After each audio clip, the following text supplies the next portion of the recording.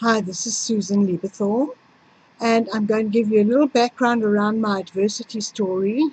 I was diagnosed with breast cancer at the very beginning of 2003. The day that I went for my biopsies, my husband was offered a new job, and we were going to relocate from Boston to the West Coast. The next month, I had the bilateral mastectomy. 5 weeks later, we went to live in California. The next day, we went to see my oncologist, and the following week, I started chemotherapy. And this is my story. Your children, you know they love you, but they just can't find their way to being your caretaker. The 12-year-old raves on, while she's just been wrenched from her birthplace to this foreign, sunny Los Angeles. Your son comes to visit, admits he's having separation anxiety just being in LA when he thinks about going back to New York.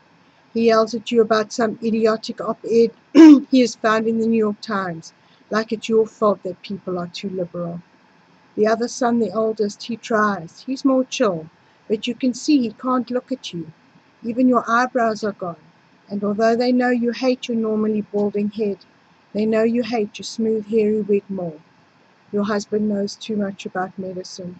And then he says, I'm supposed to go before you, you know. I can't live without you. The guilt that you are ill, the one who, right now with our big move, should have been able to smooth it all out. Instead, our cousin is unpacking the kitchen in the new house. People are walking the beloved dog. And then your 80-year-old mother walks off the plane from South Africa. And her face, oh God, her face, when she sees you, when her child is so ill.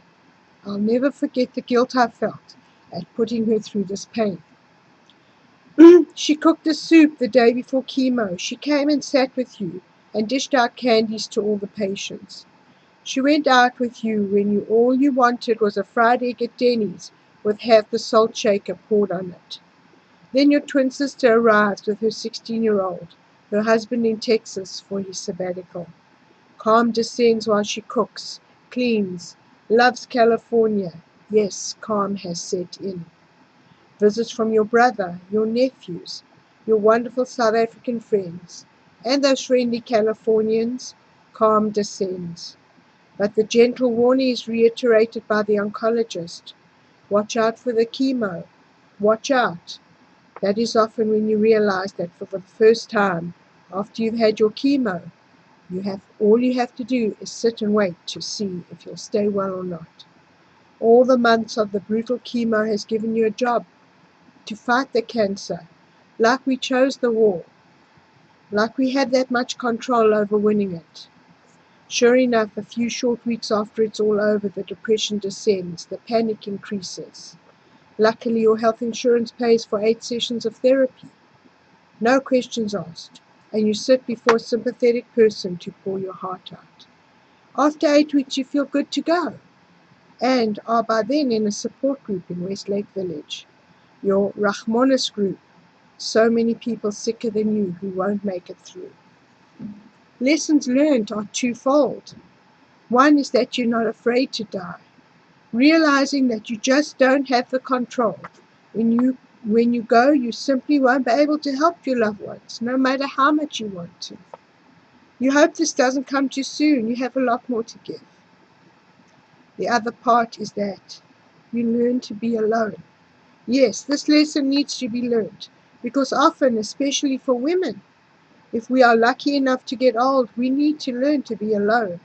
And when you finally do die, you take that journey alone, no matter how many loving family members you have around you.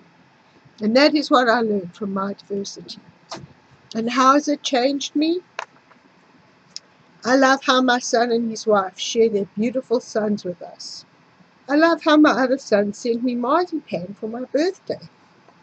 I love the time I was sitting with my daughter and I texted her, "Talk to me." Her phone beeped. She looked down. Then she looked at me and the two of us burst out laughing. I love the hundreds of bowls of steel-cut oats my husband and I eat together. I love the thousands of "Hello, dearie" voicemails that I receive from my brother. I love the millions of phone calls, SMSs, WhatsApps, and FaceTimes with a quick hello from my brother-in-law that I share with my beloved twin sister, joined as we are from the womb. And I'll never forget to pray for good health for all my family, friends, co-workers, and strangers I meet every day. Thank you.